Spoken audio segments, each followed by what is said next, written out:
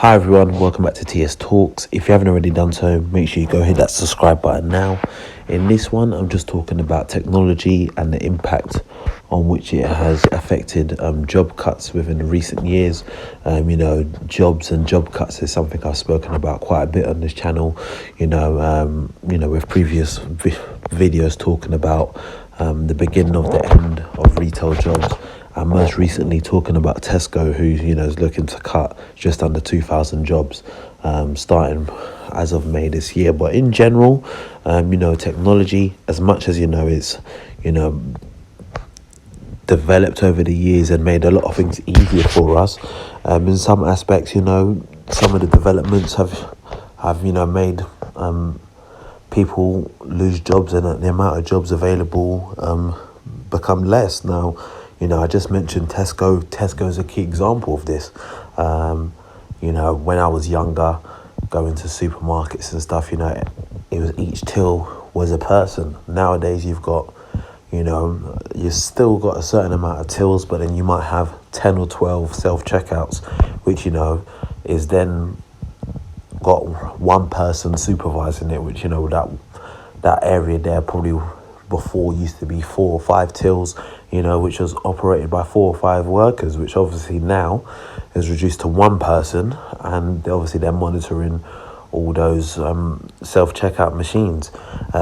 Another example of this is ticket machines. When you go to a train station, although there is still people that work at ticket machines in certain stations, but most notably on the London Underground, in the train stations, they ain't got a ticket office like that where you go and buy the tickets at. Everything's done at the machine. Yes, a staff member can still help you at a machine, but it's not one person to the machine. It might be one member of staff to 4 or 5 machines. So again, another example of where the development of technology is impacting jobs being cut.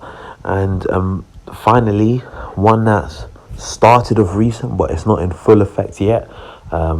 In some warehouses and some big companies, they've got actual robots now, which will, bring items for you to work at quite a rapid rate. And,